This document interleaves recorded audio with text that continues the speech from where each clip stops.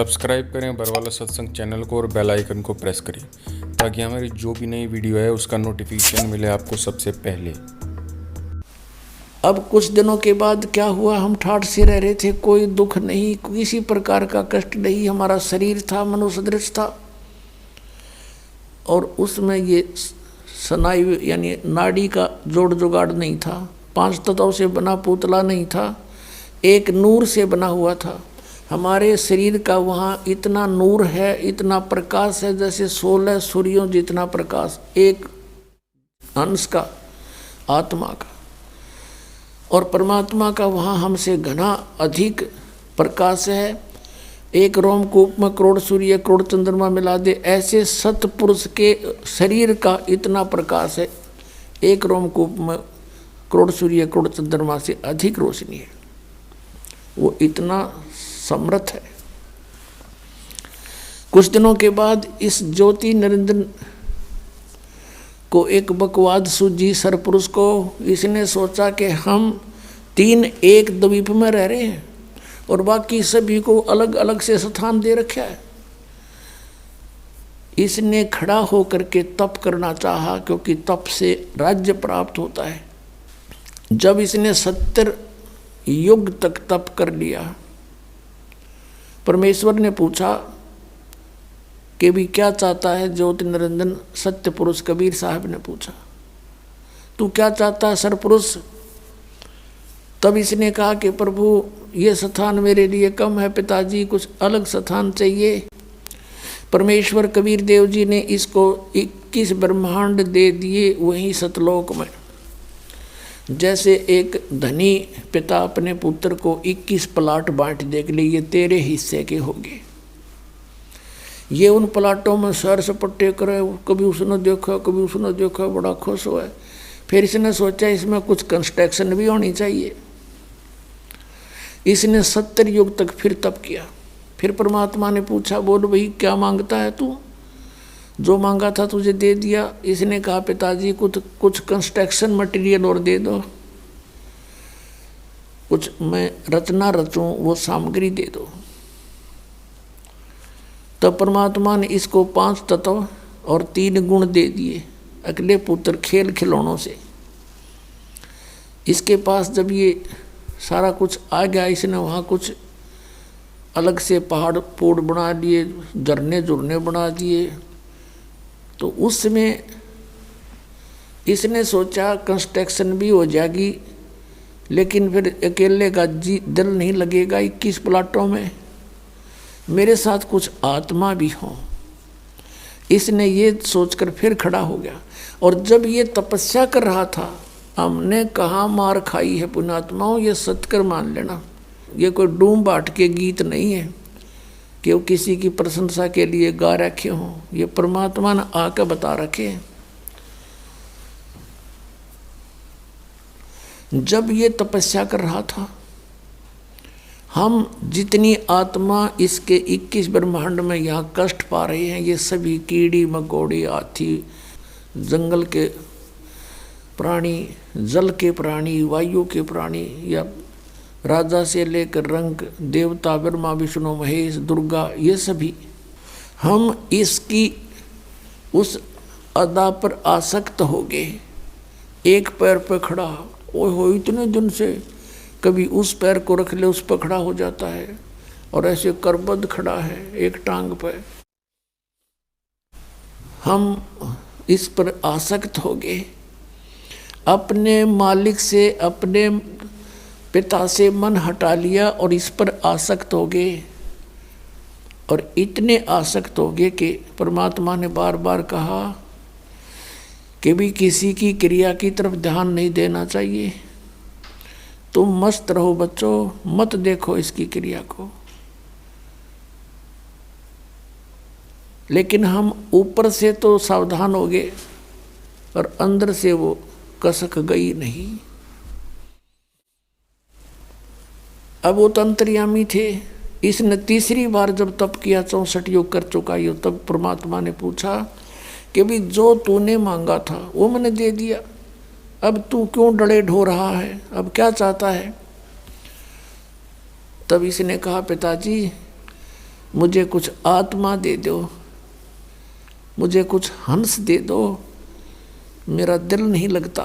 तब इसने कहा भाई तेरा दिल लाग रहा था, 3 जने बैठे थे, तो न आप बकवाद भाई, और बात सुन ले और मांग ले, तो न कुछ प्लाट मांगने हो को ब्रह्मांड तो न और बना के दे दूंगा, पर ये आत्मा नहीं दे सकता। ये मेरे अंश हैं, मेरे अंदर से निकले हैं, मेरे बच्चे हैं। अपने आत्माओं, इन बहन बेटियों को पूछकर देखना, जब जो बच्चा जन्म लेता है, बेटा या बेटी, इनको कितना प्यारा लगता है। चाहे किसाई बांगा बोला हो, लूला लंगड़ा हो, काना हो, गूंगा हो, बहरा हो, सीने के लगाए रखते हैं, इतना प्रिय होता है इनको। और उस परमात्मा से हमारा जन्म हुआ है, उनके शरीर से हम बाहर आए हैं, तरीका दूसरा है, प्यार उतना ही है। तो उसको हमसे कितना प्यार है। तो उसमें परमेश्वर ने कहा कि देख भाई बात सुन, ये मेरी आत्मा नहीं दे सकता तुझे किसी भी कीमत पे, किसी भी जप से, तप से, किसी क्रिया से, ये तुझे नहीं मिलेंगी, और मांगते न जो मांगना। फिर परमात्मा को मालूम तो था कि हम बिगड़ चुके हैं। दूध जब फट जाता है, सेब जब खराब हो जाता है, तो टोकरी से उठाकर वो बाहर फेंकना ही पड़ता है, ना औरों को भी खराब करे। तो ये सोचकर परमात्मा ने कहा, भी सुन बात, यदि कोई आत्मा तेरे साथ सब इच्छा से जाना चाहता है तो नो ऑब्जेक्शन, मुझे कोई ऐतराज नहीं, पूछ ले उनसे। अब वो हमारे पास आया, और हम तो पहले इसके ऊपर आसक्त हो रहे थे। जैसे पुण्यात्माओं, आज हमारे अंदर यही प्रेरणा है, और यही जो कि तू ये प्रवृत्ति हमारी आज है। जैसे कोई हीरो या हीरोइन, अभिनेता या अभिनेत्री, वो अपने पेट के लिए, अपने धन कमाने के लिए चटक मटक करते हैं, वो तो कमावे धन, और ये युवा बालक उनके ऊपर आसक्त हो जाए, इन्हों कहे ये मेरा फेवरेट हीरो है, ये मेरी फेवरेट हीरोइन है, और उन्हें टींडा मिल रहा कोई नहीं, उनसे कुछ लेना एक ने देने दो, बेमतलब बकवाद करे। अब जैसे यहाँ कोई बरवाला में आ जावे हीरो या हीरोइन, देखो इन नौजवान बच्चों की, नो देखो लाइन लग जाएगी, वो खड़ा 1 किलोमीटर दूर तो दिखेगा उन्हें स्टेज पे बकवाद करते हुए, और नो कहोगे वो खड़ा, वो खड़ी, और सारा दिन धक्के खा के फाँक के दौड़ उल्टे आ जा, बता के मिल रहा उनसे। वो अपनी रोजी रोटी कमा रहे, हर ये उसके ऊपर नो आसक्त हो रहे, बस क्या बात कही। तो ये बुराई हमारे वहाँ से लगी थी। हमने अपने पिता को भुला दिया जो सारे सुख दे रहा था, कोई कष्ट नहीं था, और हम इसने चाहने लगे नकली को। हम ये सोच लो अपने मालिक से उल्टे हट गए, अपने पति से। हम पति भरता पद से गिर गए, और हमने यूँ खत्म कर लिया ज्योत निरंजन, हम इसको चाहने लगे। तब परमात्मा ने कहा ठीक है भाई, जा तू पूछ ले उनसे। ये हमारे पास आया, हम तो पहले ही चा चढ़ रहा था इसका। इसने कहा कि मैंने पिताजी से ऐसे ऐसे 21 ब्रह्मांड लिए हैं, और मटेरियल ले लिया है, वो ये बनाऊंगा, ऐसे ऐसे झरने रचूंगा, बाग बगीचे लगाऊंगा, तुम चलोगे हमारे साथ? हम तो तैयार थे, हमने कहा यदि पिताजी आज्ञा दे देंगे तो हम तैयार हैं। ज्योति निरंजन हमारे पिताजी के पास गए, सतपुरुष के पास गए, पिताजी कुछ आत्माएं मेरे साथ चलने को तैयार हैं। परमेश्वर ने कहा भी ऐसे नहीं, मेरे सामने स्वीकृति दिलवा दे, फिर मैं अलाउड कर दूंगा। उसने कहा था कि वो आपकी स्वीकृति चाहते हैं, कुछ जाने को तैयार हैं। तो परमात्मा ने कहा कबीर साहब जी ने कि मेरे सामने स्वीकृति दिलवा दे, मैं तब कह दूंगा, अलाउड कर दूंगा। दोनों आगे हमारे पास। अब हम देखकर सामने पिता को नीची गर्दन कर ली। परमेश्वर ने पूछा भी कौन कौन इसके साथ जाना चाहते हैं इसके लोक में, हाथ खड़ा कर लो। अब हमने एकदम सन्नाटा छा गया, शर्म आ गई, सबको शर्म आई। अब कैसे अपने पिता के सामने कहें? इन्होंने मना कर रखा था कि तुम इसकी ओर मत देखो। हमारे अंदर ये छल कपट भी वहीं से विद्यमान हुआ था और हम उस पवित्र लोक में रहने योग्य रहे नहीं थे। तब परमात्मा ने कहा, भी बोलते क्यों नहीं तुम? ज्योति निरंजन, तू तो कह रहा था कि कुछ तैयार है, तो कोई बोलता ही नहीं। तब हमने सोची कदे बात बिगड़ जा और हम यहीं रह जाएं। तो सबसे पहले एक हंस खड़ा हुआ, उसने कहा कि जी मैं जाना चाहता हूँ पिताजी के साथ में। सबसे पहले खड़ा हुआ। फिर हमने सोची कदे हम पीछे रह जाए, हम भी खड़े हो गए, दोनों हाथ कर दिए, केक की छोड़ दोनों, पूरे जितने यहाँ पर हम आए पड़े हैं। तो परमात्मा ने कहा, भाई ठीक है, ये सब देख लिए मैंने, जो तेरे साथ जाना चाहते हैं ऐसे नहीं भेजूंगा, इनको मैं अपने तरीके से भेजूंगा तेरे पास, ऐसे तो जा ही नहीं सकते ये, आप जाइए। अब वो चला गया अपने, वहीं ये लोग वहीं थे, 21 ब्रह्मांड उस सतलोक के एक कोने में, बाहर जैसे बाहरली दिल्ली हुआ करे ना, बाह्य दिल्ली गांव गुम से हुआ करे, ऐसे बाहर की तरफ इसको सेट कर दिया था। तब परमात्मा ने क्या किया, जिस आत्मा ने सबसे पहले स्वीकृति दी थी, खड़ा होकर के हिम्मत करी थी, उसका एक युवा लड़की बना दिया। उसके प्रजनन इंद्रिय नहीं लगाई थी। वो परमात्मा देखना चाहते थे कि इसमें और कितना कमीनापन है ज्योति निरंजन में, ये यहाँ इस लोक में रहने के योग्य अब रहा है या नहीं।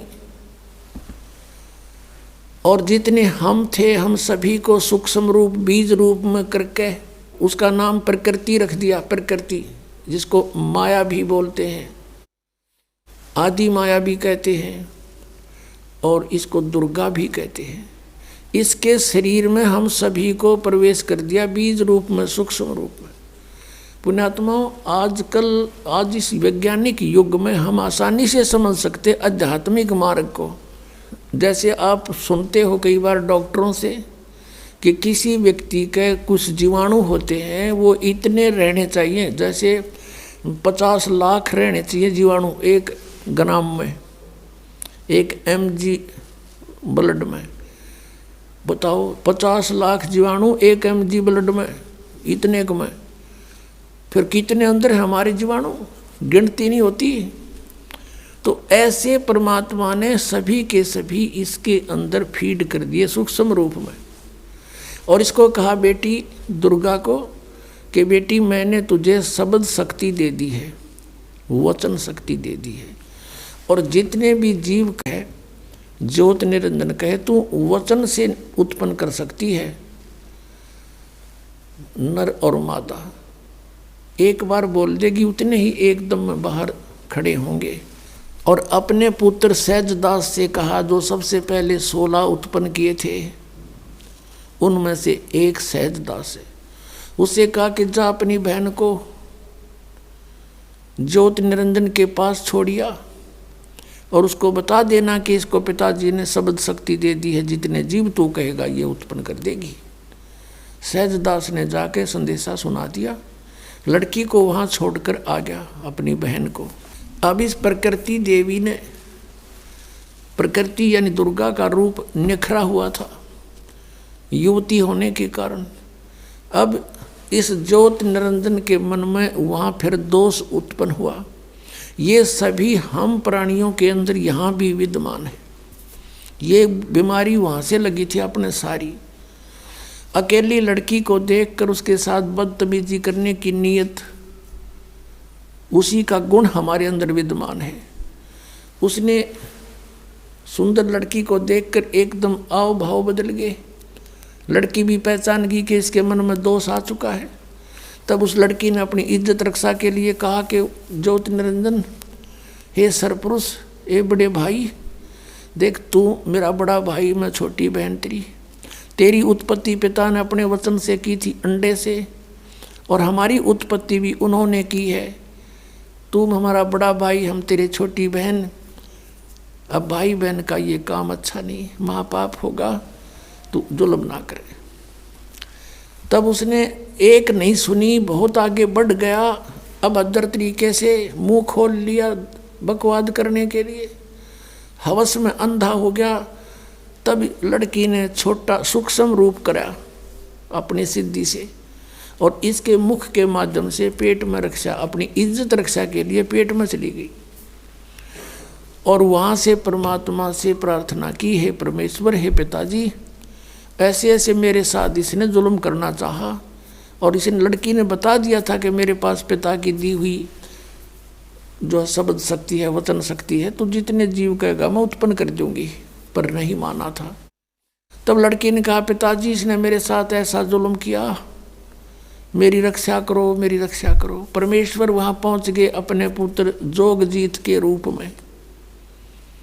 परमात्मा कहते हैं, सोचल छिद्र मैं करूं अपने धन के काज। और वहां आकर कहने लगा, अरे ज्योत निरंजन, तू सुन ले आदेश परम पिता का, तूने बहुत जुल्म किया यहाँ पर, अब तू इस लोक में रहने योग्य नहीं है। तूने इस पवित्र लोक में ऐसा जुल्म करने की सोची, लड़की को उसके पेट से निकाल दिया, पेट पाड़ के इसका, और फिर सी दिया उल्टाई। शब्द में बहुत बड़ी शक्ति होती है पुण्यात्माओं। अब तो हम आध्यात्मिक मार्ग में कति -0 हो गए, हमारा अविश्वास हो जाता है इन बातों पर। लड़की बाहर निकाल दी और उसको कह दिया कि ज्योति निरंजन, अब सुन ले आदेश परम पिता का। वो खुद ही बोल रहे थे, परम पिता खड़े ही थे। आज के बाद तेरा नाम काल होगा, 1 लाख मानुष शरीरधारी प्राणियों का नित आहार करेगा और 1.25 लाख की उत्पत्ति किया करेगा। और तू निकल जा यहाँ से, इस लोक में रहने योग्य नहीं है। ले जा तेरे 21 ब्रह्मांड को, यहाँ से चला जा बहुत दूर और निकल जा। दुर्गा तू भी, तुमने इसके साथ रहने का प्रॉमिस किया था, और खाओ धक्के तुम। अब देगा तो नहीं, यो टिंडे ले जाओ जिसके ऊपर आसक्त हुए थे। इतना कहा था कि 21 ब्रह्मांड विमान की तरह चल पड़े वहाँ से। अब इसने अपनी गलती की कुछ एहसास हुआ। जोगजीत रूप में खड़े परमात्मा से कहा कि बड़े भाई मेरी माफ़ी करवा दो, पिताजी से मेरी अर्ज कर दो कि मुझे क्षमा कर दे। जोगजीत ने कहा, भाई मेरे को आदेश जितना था तेरे तो बता दिया, अब जाइए यहाँ से।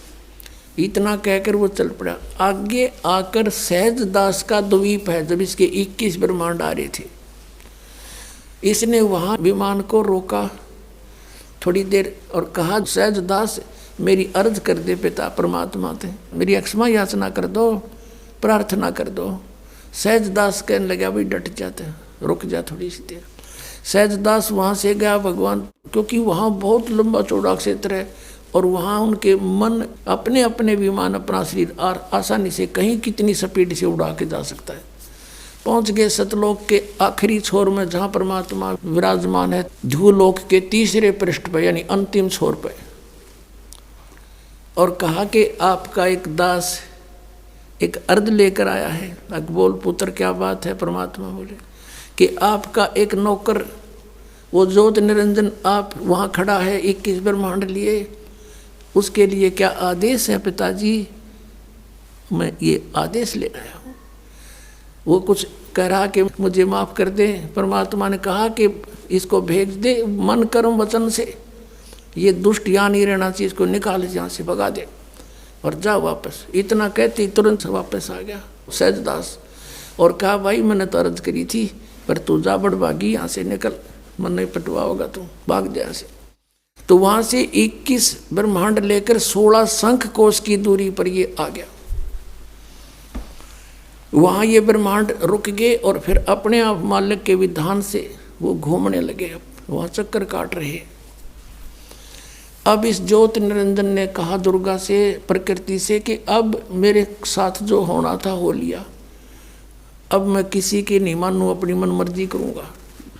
फिर उसने वही ट्राई की बकवाद करने की। दुर्गा ने फिर प्रार्थना की, भाई बात सुन ले, पहले तो तू मेरा बड़ा भाई, मैं छोटी बहन तेरी, और फिर मैं तेरे पेट से बाहर आई, तेरी बेटी होगी, कुछ तो लज्जा रख नालायक, कुछ तो सोच ले। पर इसने एक नहीं मानी। नख रेखा से भग कर लिया, नाखनों से इसके अंदर स्त्री इंद्री लगाई और इससे विवाह किया। 3 पुत्रों की उत्पत्ति की, रजगुण ब्रह्मा, सतगुण विष्णु, तमगुण शिव जी की। अपने आत्माओं, एक बार ये दास किसी कामवश एक तहसील ऑफिस में गया हुआ था। वहाँ जहाँ रजिस्ट्रियाँ होती हैं और वहाँ एक नंबरदार था। नंबरदार होते हैं वहाँ गवाही देने लिए बैठे रहते हैं, 10-20 रुपये लिया करते थे वो, कहीं दस्तखत करने होते। वह बैठे बातें कर रहे, अब पे कोई बात चल गई, वैसे ऐसे एक गोत्र की लड़की से उसी गोत्र के लड़के ने विवाह कर लिया, या कोई उनकी माँ का गोद मिला था, क्यों कर गया था। उसके ऊपर पंचायत पंचूत होने लग रही थी, पेपरा मारी थी, उस पर डिस्कस हो रहा था। वो एक बूढ़ा नंबरदार ने बोला, भाई पहले तो देखो, बात सुनो, मैं अपनी बताता हूँ कि मेरे 3 ब्याह हो लिए। पहला ब्याह हुआ, कोई बालक नहीं हुआ, उसकी मृत्यु होगी। दूसरा ब्याह हुआ, एक पुत्री होते, उसकी मृत्यु होगी। अब तीसरा ब्याह है मेरा, और तीनों बार में पंडित ने फेरे करवाए। तो सबसे पहले हमको बाण भाई बनाया कि काश्यप गोत्रा, काश्यप गोत्री, यहाँ से शुरू करें ये मंत्र बोलना। तो परमात्मा ने कहा गरीबदास जी ने कि काश्यप गोत्रा, काश्यप गोत्री पंडित शाखा लाया, और कोई तत्वेता ज्ञानी जाने बाण ब्याह घर लाया। अब ये है वो काश्यप गोत्र और काश्यप गोत्री जो बाण ने ब्याह के ला रहा युग काल, और उससे हमारी उत्पत्ति हुई है। तो वो जो कहता भाई यूँ नहीं समझ मारी मेरे आज तक, यू काश्यप गोत्र और काश्यप गोत्री क्योंकि हमने बाण भाई तो उड़े बना कर चल रहे हैं। तो अब परमात्मा ने बताया कि काश्यप गोत्रा, काश्यप गोत्री, ये कहते से पर इन्हें पता खक भी नहीं ये किस लिए बोल रहे हैं, किसके विषय में कह रहे हैं। काश्यप गोत्रा, काश्यप गोत्री पंडित शाखा लाया, और कोई तत्वेता ज्ञानी जाने बाण ब्याह घर लाया। अब पुण्यात्माओं, अभी तक पहली बार कोई व्यक्ति, कोई श्रद्धालु इस कथा को सुनता है। विशेषकर पहले जब दास सुनाया करता था, सामने वाला न्यू हंसा करता अंदर अंदर, और फिर न्यू कहता क्यों गप्पे मारे हैं, या भी कोई बात हुई, या कोई कथा हुई। अरे इतनी नारी कोई कथा कोई ना पृथ्वी पे, क्योंकि उनको ये नहीं मालूम था कि ये प्रमाणित है। पुण्यात्माओं, 600 वर्ष पहले मालिक ने, सतपुरुष ने, कबीर देव जी ने आके एक धानक रूप में, जुलाहे रूप में सहशरीर आए थे और सहशरीर गए थे। ये परमात्मा पूर्ण ब्रह्म है, सारी सृष्टि रचना रहे। उस समय इन्होंने 600 वर्ष पहले अपनी वाणी में ये वचन बोले थे, और परमात्मा यही बताया करते थे। लेकिन ये ब्राह्मण लोग, यानी हमारे ऋषि गुरु पवित्र हिंदू धर्म के, इस बात की घनी काली मान गए कि ये झूठ बोलता है, ब्रह्मा विष्णु महेश नासवान है, इनकी माता है, इनका पिता है, ये तो अजर व अमर है, सर्वेश्वर है, महेश्वर है, किसी ग्रंथ में नहीं लिखा है।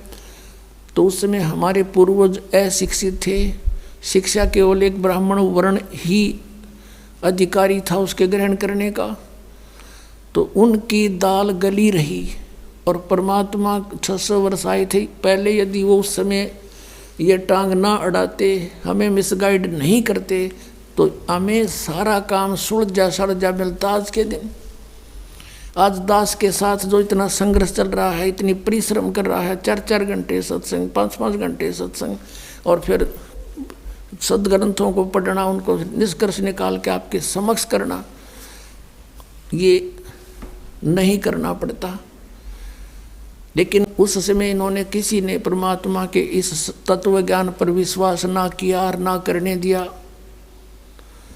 तो पुण्यात्माओं, एक बात हमारे और बढ़िया होगी कि आज हम परमात्मा को पहचान सकते हैं कि जिसको ये अशिक्षित कहा करते कबीर तो अशिक्षित है, ये क्या जाने वेदों और गीता और पुराणों के बारे में, क्योंकि वो संस्कृत भाषा में है, ये झूठा है। और उस परमात्मा ने 600 वर्ष पहले ये बता दिया था कि ब्रह्मा विष्णु महेश नासवान हैं, इनके माता पिता हैं, इनका जन्म मृत्यु होता है।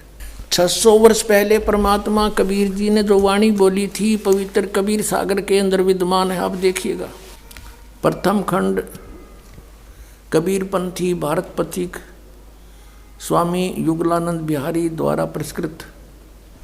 और ये कहाँ से छपा है?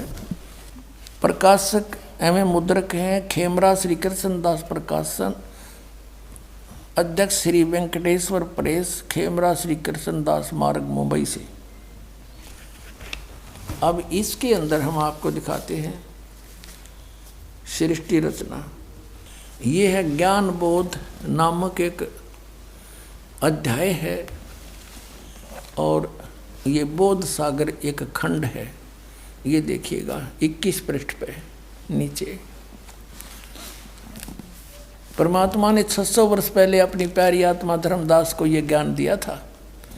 धर्मदास ये जग बोराना, कोई न जाने पद निर्वाणा, यही कारण मैं कथा पसारा, जग से कहिए वो राम नियारा। ये नाम नहीं है, ये गलत लिखा इन्होंने कबीरपंथियों ने। ये बाद में संशोधन में इन्होंने अपने हिसाब से कुछ गड़बड़ी कर रखी है। यही ज्ञान जग जीव सुनावो, सब जीवों का भरम नसाओ, अब मैं तुमसे कहूँ चिताई, तेरे देवन की उत्पत्ति बाई। तीनों देवताओं ब्रह्मा विष्णु महेश की अब तुझे उत्पत्ति बताता हूँ। कुछ संक्षेप कहूँ गहुराई, सब संशय तुम्हारे मिट जाई, भरम गए जग वेद पुराना, आदि राम का भेद न जाना। ये नाम गलत लिखा है, राम है, आगे चलकर क्लियर होगा। यो राम राम सब जगत बखाने, आदि राम कोई बिरला जाने। ये राम है शब्द है, गलत लिखा है कि सभी राम राम कहते हैं।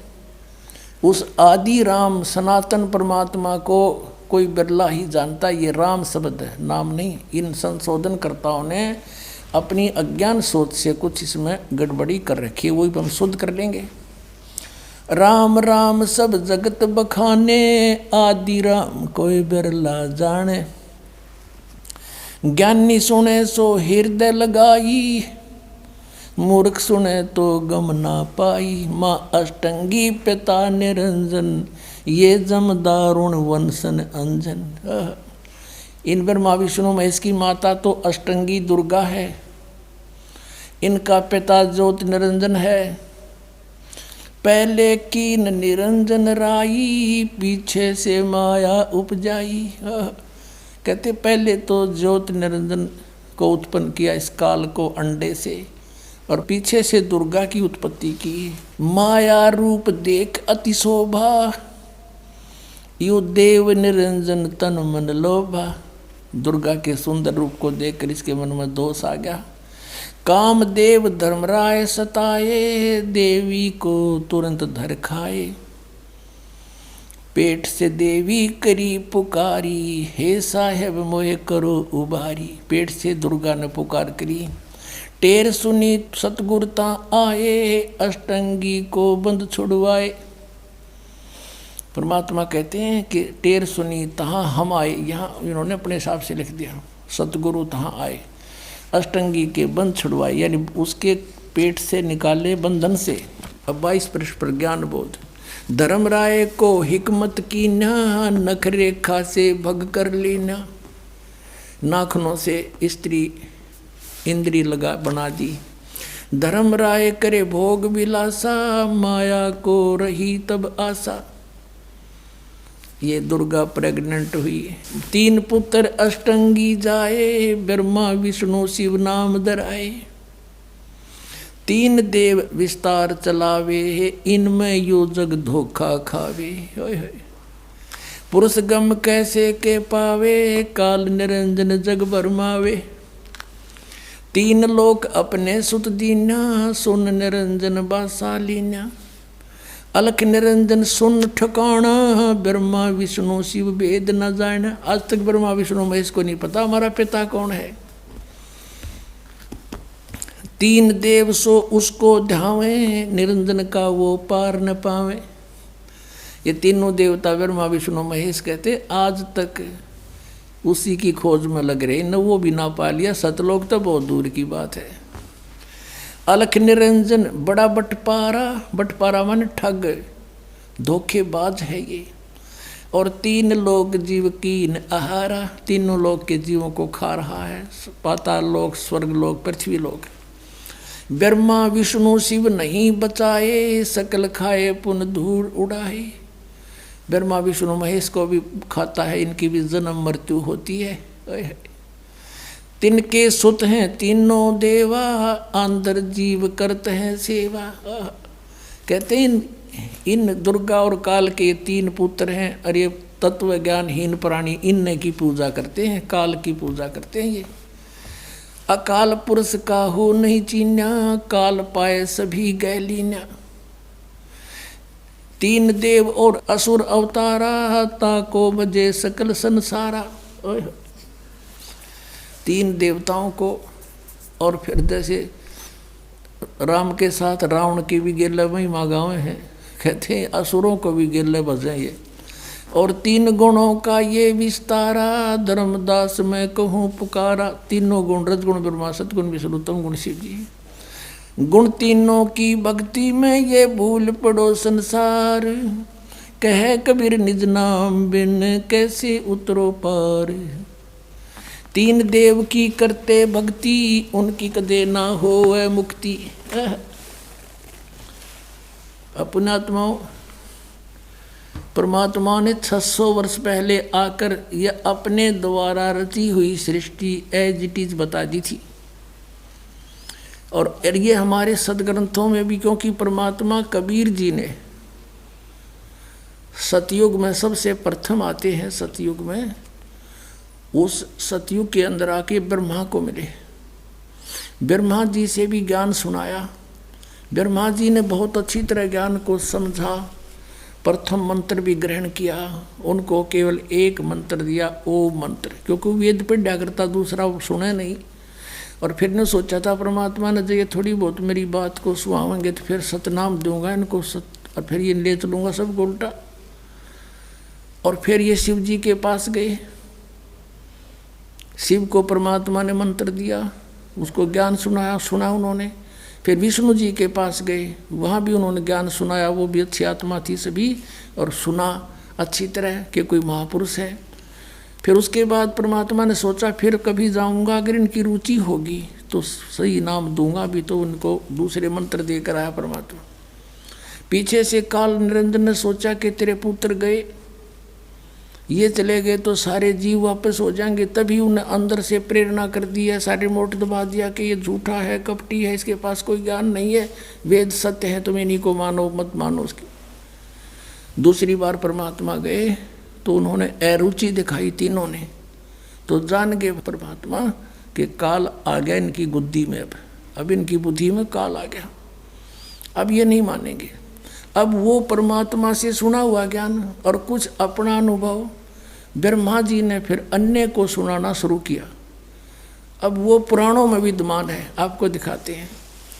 अब केवल यदि हम कबीर सागर से ही आपको संतुष्ट करते तो कोई नहीं मानता, न्यो के छोड़ इन बातों में, ये तो वैसे तुक्के मारे। और अब पुराणों में विद्यमान है सारा ज्ञान।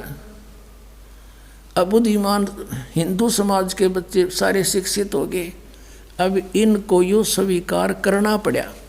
अब सचमुच जो पुराणों में लिखा, और 600 वर्ष पहले भगवान बता गए, वो जो का तो आज पुराणों में लिखा, जिसको ये अशिक्षित कहते थे। और परमात्मा वैसे तो वो तो अंतर्यामी है, सब भाषाओं को जानते हैं, जानबूझकर मालिक अक्सर ज्ञानहीन रहे कि कोई नू ना सोचा कबीर जी ने ये पढ़ ली होंगी, कुरान पुराण वेद पुराण पढ़ लिए होंगे। और अब इससे हम भगवान पहचान सकते हैं कि परमात्मा जिसको अज्ञानी कहते वो महाज्ञानी, सब वेदों और गीता और पुराणों को जानकार थे, वो तो परमात्मा थे। और ये संस्कृत के ज्ञाता महामंडलेश्वर विद्वान को वहाँ थे, इन्हें कख भी ना पता हमारे सिलेबस का, हमारे सदग्रंथों का पता नहीं। अब आपको दिखाते हैं, सबसे पहले देवी भागवत दिखाते हैं। अब देखिएगा, श्रीमद् देवी भागवत यानी देवी पुराण, गीता प्रेस गोरखपुर से प्रकाशित है। ये संपादक है हनुमान प्रसाद पोदार, चिमनलाल गोस्वामी। ये कहाँ से छपे हैं?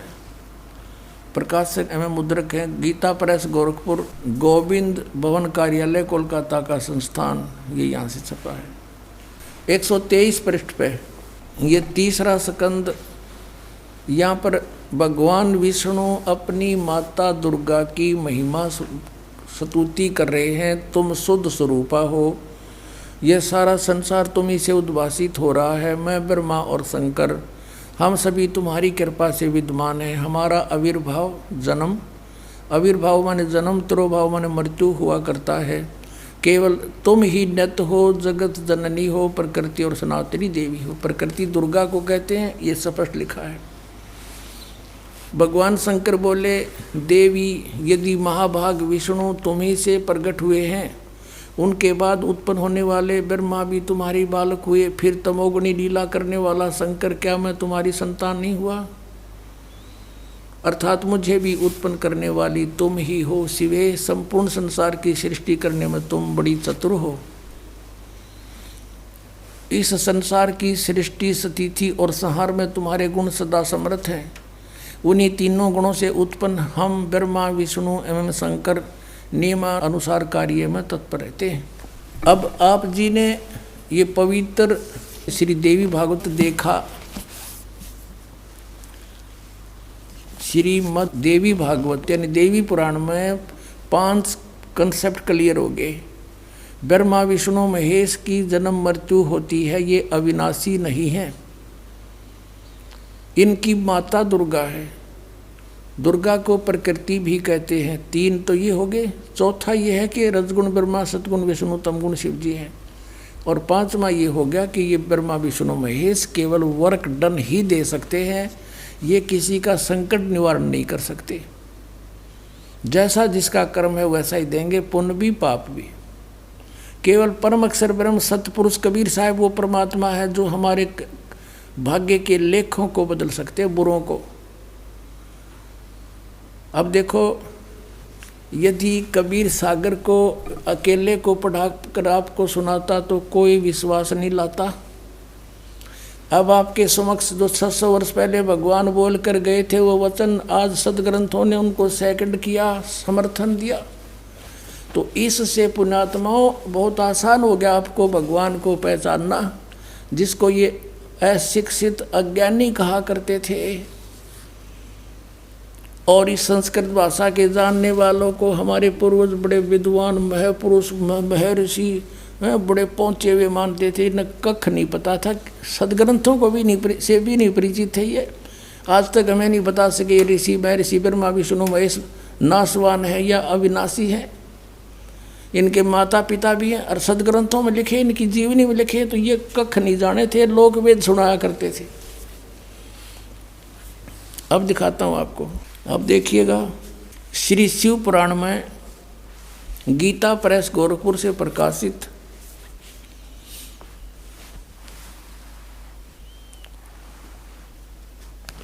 ये इसका संपादक कौन है?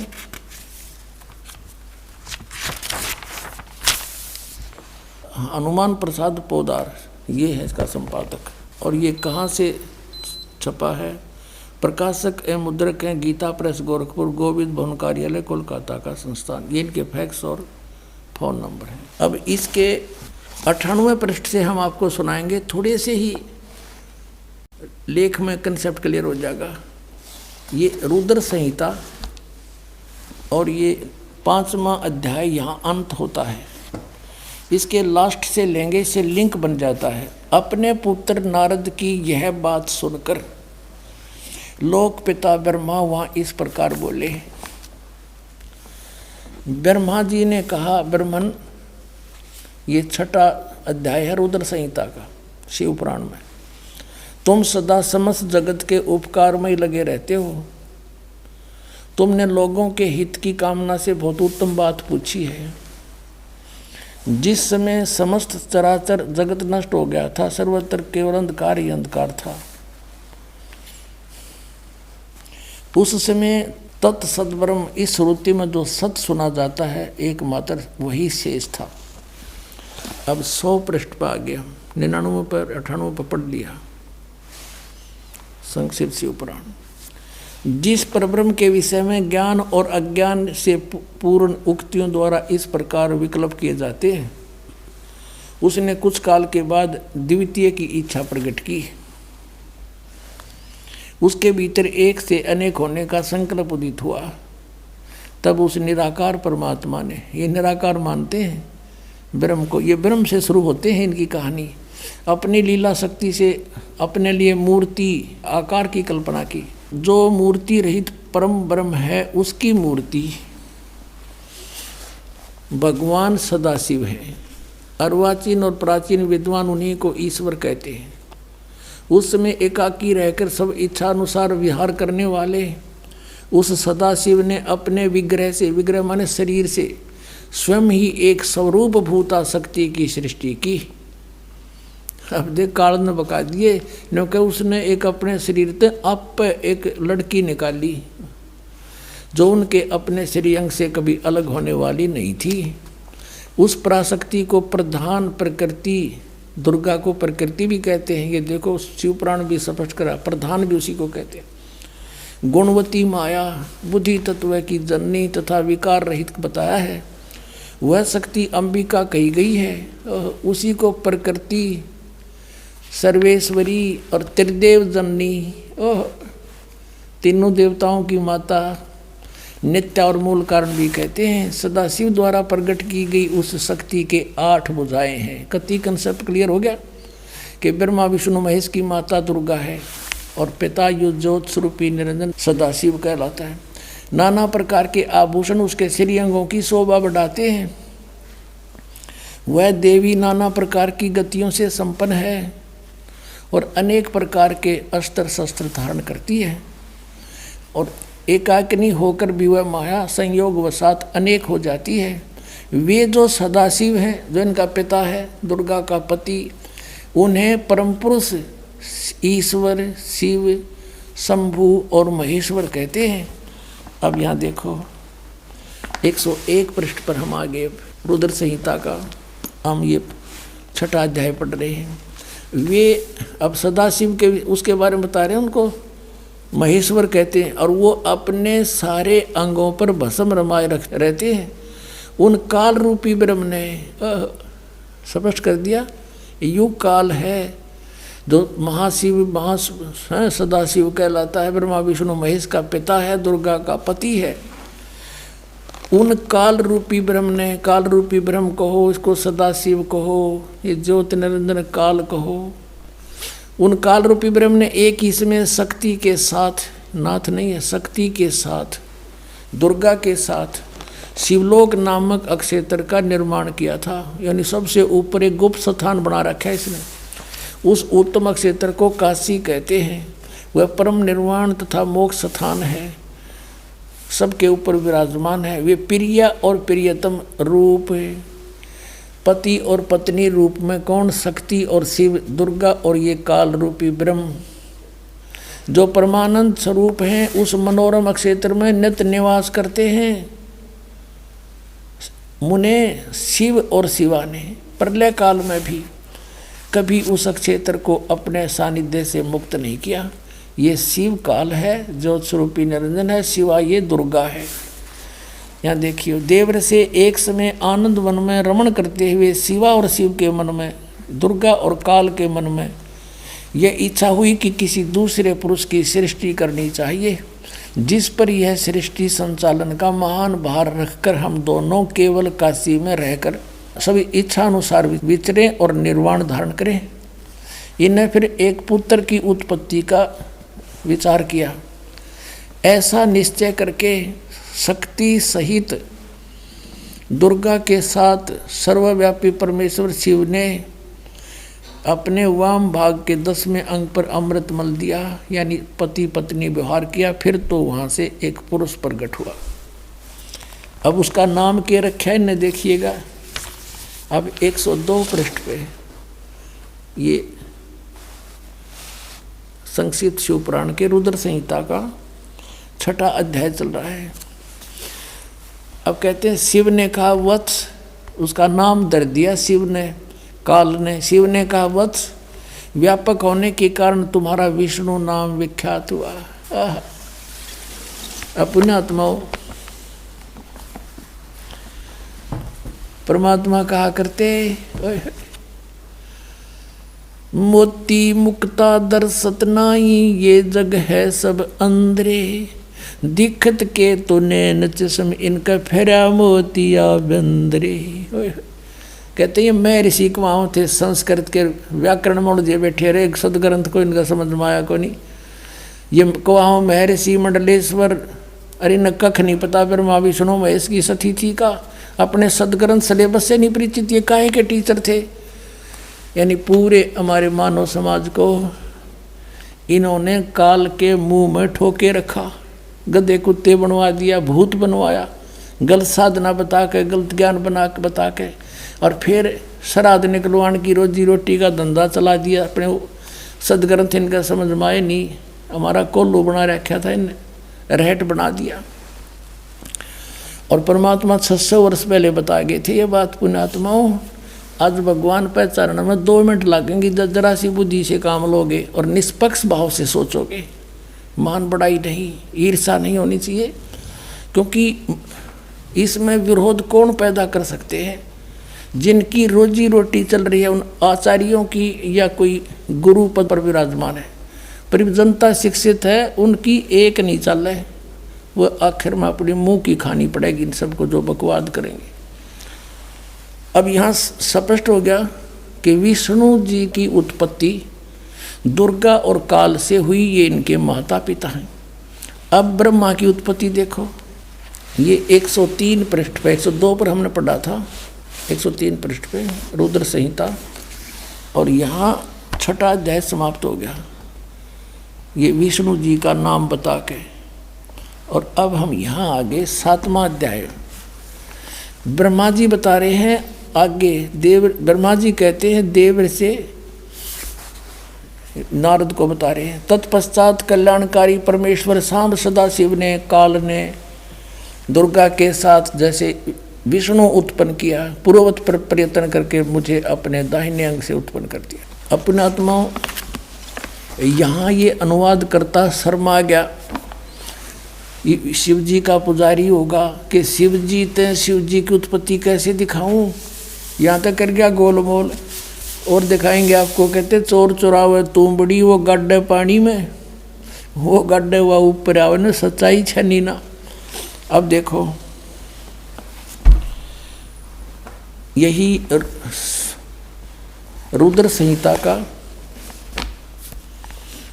रुद्र संहिता हम पढ़ रहे हैं, और ये संक्षिप्त शिवपुराण 110 पृष्ठ पे यहाँ लिखा है कि इस प्रकार ब्रह्मा विष्णु तथा रुद्र इन 3 देवताओं में गुण हैं, परंतु शिव गुणातीत माने गए हैं। अब ब्रह्मा विष्णु रुद्र यु शंकर, ये तो हो गए 3, और इन तो चौथा यु, इनमें तो गुण है रजगुण ब्रह्मा सतगुण विष्णु तमगुण शिव शंकर, और यो शिव कहते गुणातीत माने गए। ये हो गए ना 4 हो गए बड़े यहाँ पर। और अच्छा कंसेप्ट क्लियर होगा, दिखाते हैं आपको इसी शिवपुराण के 24-25 पृष्ठ पर आपको दिखाते हैं। एक समय ब्रह्मा जी और विष्णु जी का इस बात पर युद्ध हो गया। ब्रह्मा जी को भ्रम था कि मैं सृष्टि उत्पत्ति करता हूँ, विष्णु जी को भ्रम था कि मैं, मेरे नाभि कमल से ब्रह्मा की उत्पत्ति हुई है, जो मेरा पुत्र है। इससे बात पर कहा सुनी युद्ध हो गया कि मैं, तू मेरा बेटा, उन्होंने कहा मैं तेरा बेटा। उसके उस समय इस काल भगवान इनके पिता ने इनके बीच में एक शिवलिंग खड़ा कर दिया, तेजों में स्वतंभ। तो ये युद्ध छोड़ के उसके और छोड़ जानने लगे। फिर इनको वो खुद आ गया, शिव रूप में प्रकट हो गया। इसने प्रतिज्ञा कर रखी है कि मैं अपने वास्तविक रूप में कभी किसी को दर्शन नहीं दूंगा। किसी को अपने पुत्र शिव के रूप में, किसी को ब्रह्मा के रूप में, किसी को विष्णु के रूप में दर्शन दे जाता है। और वो साधक ये सोचते हैं कि ये हमारे साथ रहते हैं, ये देवता यही सर्वशक्तिमान है, साधना करते यही प्रकट होते हैं। और होता था उनकी साधना से वो काल, और वो प्रकट, वो अपना वास्तविकता बताता नहीं, 7वें अध्याय के गीता जी के 24 और 25 में कहा है कि मैं अपनी योग माया से छुपा रहता हूँ। ये मेरा अटल घटिया अनुत्तम विधान है, मैं कभी किसी के समक्ष नहीं आता। इसने प्रतिज्ञा कर रखी है, परमात्मा ने बता रखी है आपको, कबीर सागर में लिखा सारा कुछ, और वही इनमें प्रमाण है।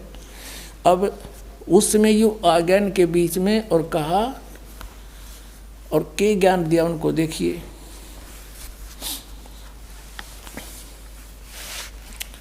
ये है विद्वेश्वर संहिता संक्षिप्त शिव पुराण पृष्ठ 24 पे। ये है वो शिवलिंग, यानी सतम तेजों में सतम ब्रह्मा और विष्णु के बीच में खड़ा कर दिया।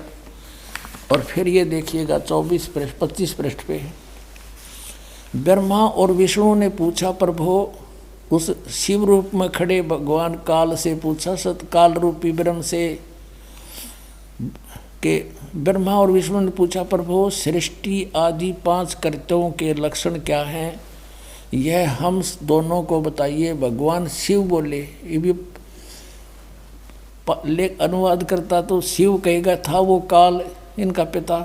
मेरे कर्तव्यों को समझना अत्यंत गहन है, तथापि मैं कृपा पूर्वक तुम्हें उनके विषय में बता रहा हूँ। आगे देखो, अब 26 पृष्ठ पे कंसेप्ट क्लियर हो जाता है।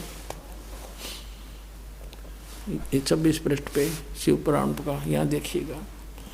पुत्रो, यू काल कहता है ब्रह्मा और विष्णु को, पुत्रो तुम दोनों ने तपस्या करके प्रसन्न हुए मुझ परमेश्वर से सृष्टि और सतिथि नामक 2 कृत प्राप्त किए,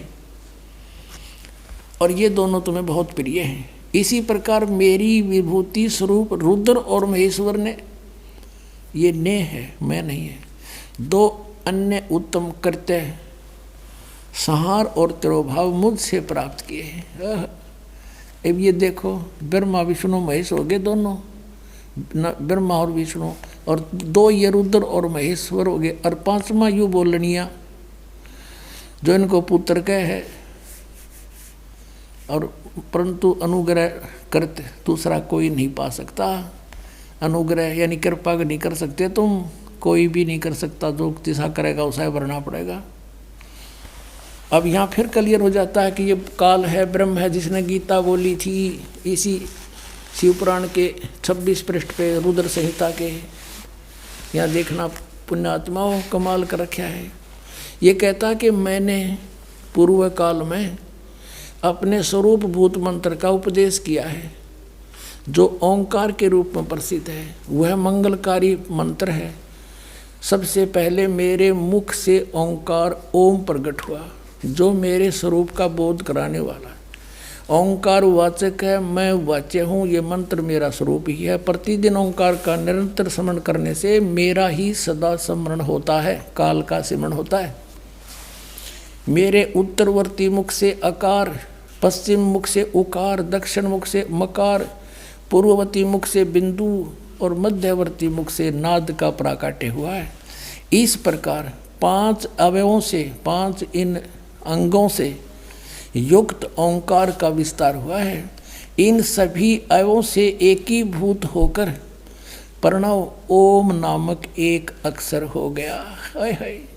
गीता जी अध्याय नंबर 8 के श्लोक नंबर 13 में कहता, गीता ज्ञानदाता ये काल रूपी ब्रह्म के ओम इति एकाक्षरम ब्रह्म व्यवहारण मामनुसमरण यह प्रयाति तदन देहम स याति परमाम गतिम। इससे सिद्ध है कि जो ब्रह्मा विष्णु महेश का पिता है वो गीता को बोल रहा है, और उसका ये ओम एक अक्षर है। अपने आत्माओं, परमात्मा ने 600 वर्ष पहले बताया था, धर्मदास ये जग बोरा ना, कोई न जाने पद निर्वाणा, यही कारण मैं कथा पसारा, सबसे कहिए एक राम नियारा। अब अपनी महिमा आप ही बता रहे हैं। अब मैं तुमसे कहूँ चिताई, तेरे देव की उत्पत्ति भाई, कुछ संक्षेप कहूँ गहुराई, सब सन से तुमरे मिट जाई।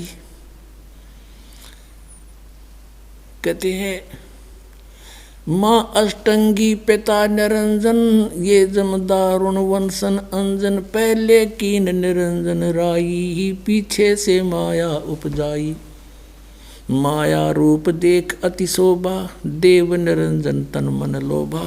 निरंजन कीने भोग विलासा, माया को रही तब आशा।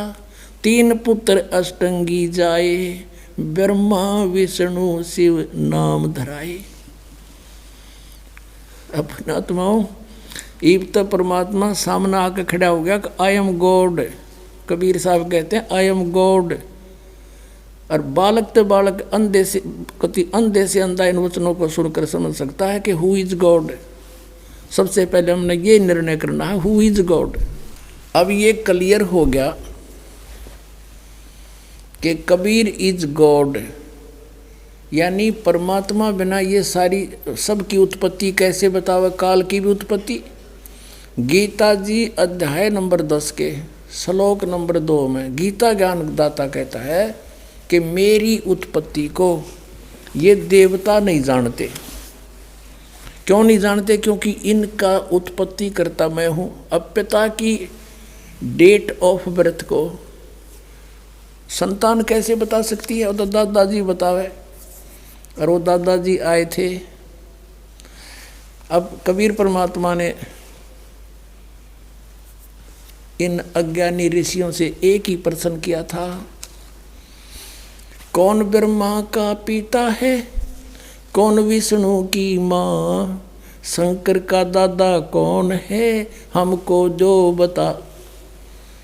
और यहाँ हंसी करा करते, मजाक करते थे, देख क्या बकवास कर रहा है, ये झूठा है, कपटी है, अज्ञानी है, इसको संस्कृत भाषा नहीं आती है, झूठ बोलता है, श्रोताओं इसकी बातों में मत आना।